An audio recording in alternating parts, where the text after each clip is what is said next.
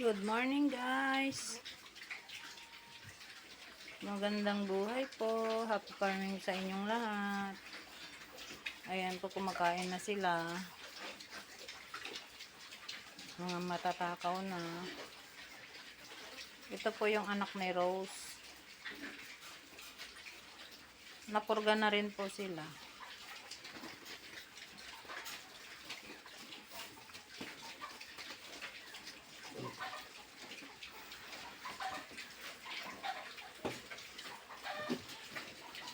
Po yung mga anak ni Lucky.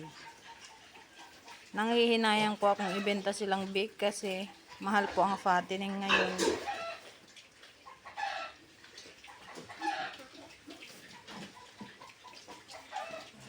$210 na po ang ating live weight ngayon sa fattening guys. Kaya kung ano pong mapag-isipan ko, alagaan ko na lang po lahat ito. Papalaga ko na lang po lahat to. Bale, 19 heads po ang papalaga ko. Tapos yung dalawa, aalagaan ko po. Para, gawing inahin. Guys, oh. Mga masisigla sila. Parang nabigla lang po kasi yung kanilang siyempre po na-stress po sila sa pagwawalay, kaya medyo basa po ang tae nila. Pero so far may mga na rin po, matigas yung mga pupo nila.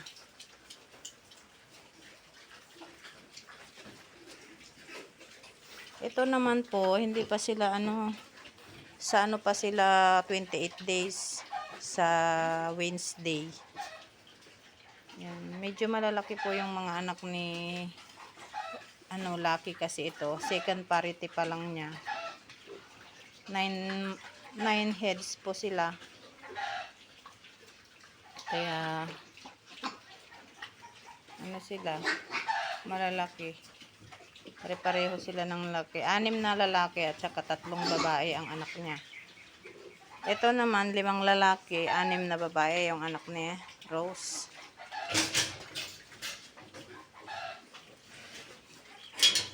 Hindi pa natin napainom guys yung mga inahin.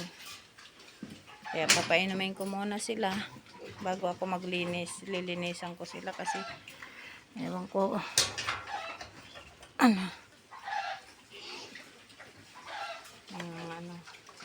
langaw.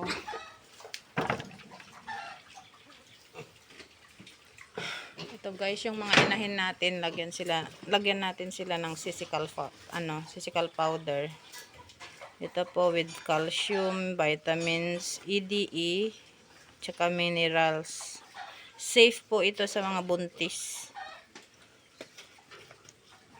Ganda po yan para sa mga inahin. Sisical powder. Ayun si Rose, oh. Nakawalay na yan. Kaya inaabangan ko siya kung maghihit na siya. Di ba, Rose?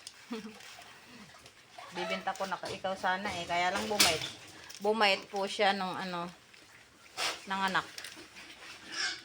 Hindi na niya ako kinakagat. Pag pumapasok ako dyan. Palitan na sana kita, Rose eh.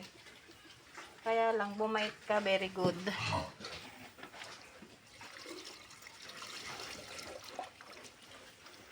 Hindi pa sila uminom, kaya painumin ko sila. Mano-mano, wala pa silang feeder. Yung inuman. Ay yung tawag dito. Yung inuman nila. Kasi walang mag-i-install, hindi ko alam.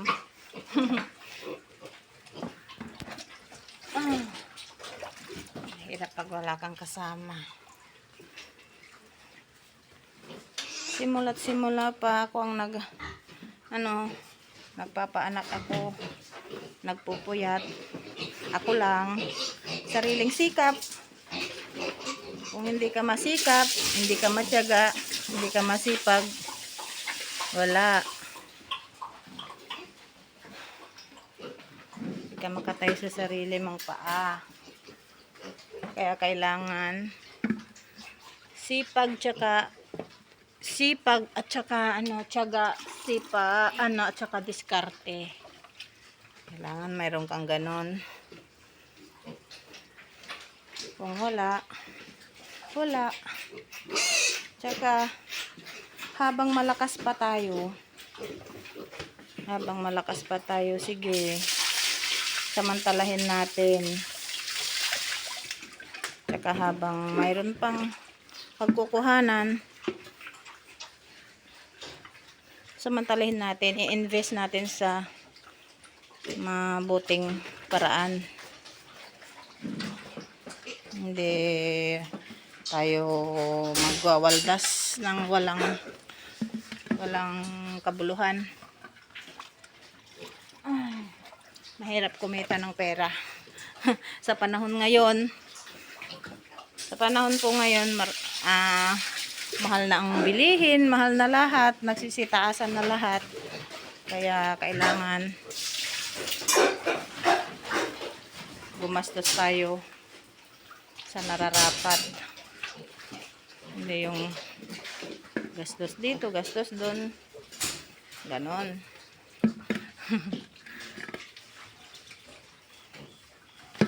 Ay, mahirap kumita ng pera. Nahulog na yung sisical powder. Ay, nako. Hirap ng buhay.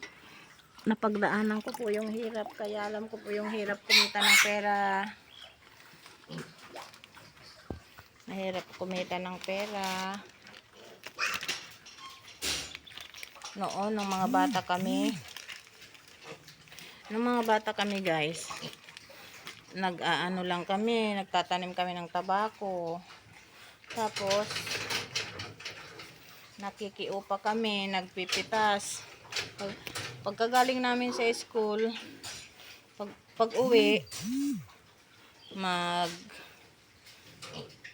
magpipitas pa kami ng tabako. Tapos bago kami pumasok sa school,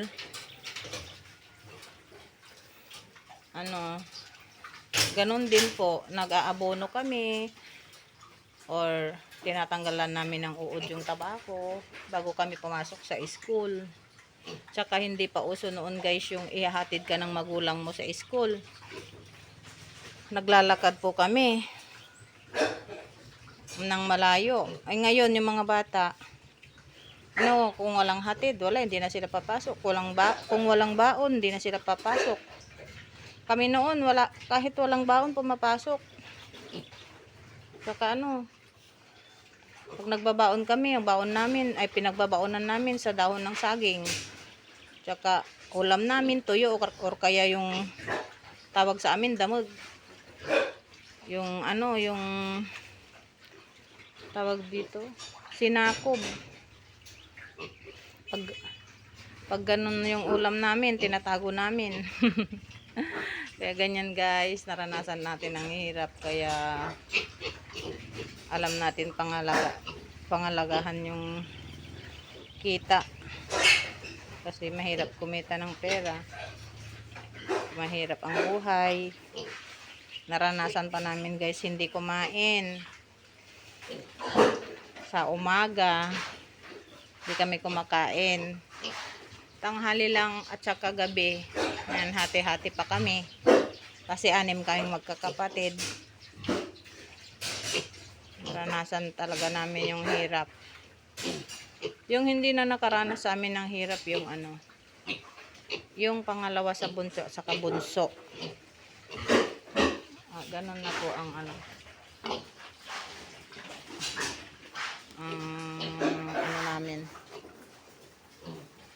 Naranasan po namin ang hirap ng buhay. Kaya ayan lang, guys. Hanggang dito na lang po. Thank you for watching. Happy farming, everyone. Bye.